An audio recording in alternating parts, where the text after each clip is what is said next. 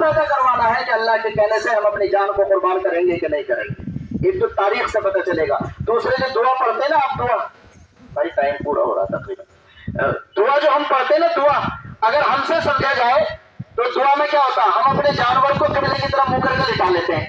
تو سمجھ میں یہ بات آتی ہے کہ دعا ایسی ہونی چاہیے تھی جس میں جانور کا نام ہو.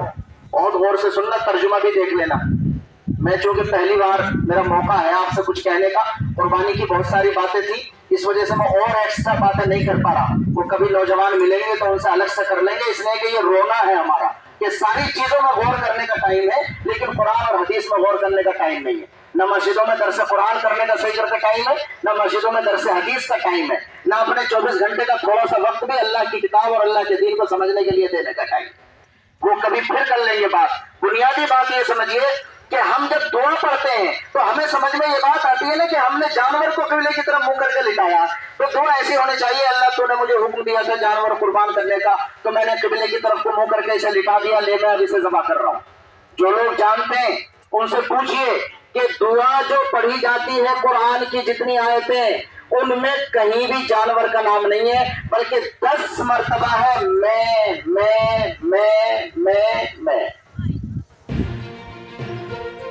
جا کے ترجمہ دیکھ لینا. آیت پڑھی جاتی ہے انی وجہت وجہی للذی فطر السماوات والارض حنیفا وما انا من المشرکین ان صلاتی ونسکی ومحیای ومماتی للہ رب العالمین لا شریک لہ وبذالک امرت وانا اول المسلمین. اس میں عربک میں یا آئی ہے نا, صلاتی, نسکی, اس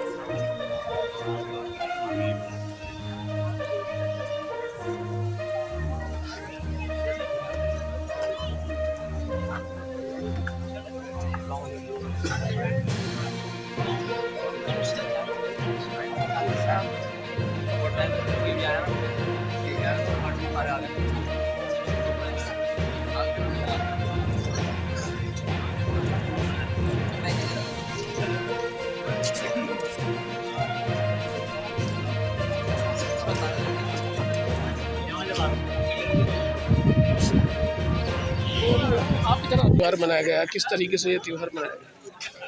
یہ عید الاضحیٰ کا پیغام اور عید الاضحیٰ کا یہ تہوار جو ہے بڑی خوش اسلوبی کے ساتھ میں اور بڑے خوشگوار ماحول کے اندر منایا گیا ہے.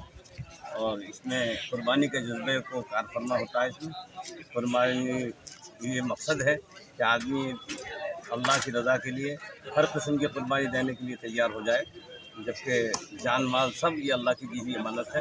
اس جان مال کے سرمایہ کو اللہ کی مرضی پر خرچ کرنے کا جذبہ پیدا ہو جائے اور دوسروں کی ہمدردی کا جذبہ پیدا ہو جائے.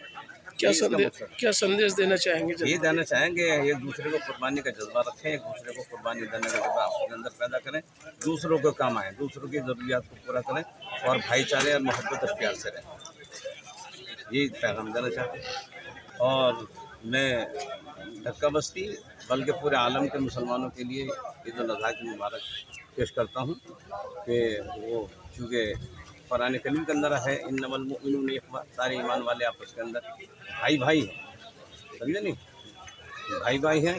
اس لیے پوری دنیا بس ایک خاندان ہے, کنبہ ہے. اس لیے ہم سب کے لیے سب کو عید کی مبارکباد پیش کرتے ہیں.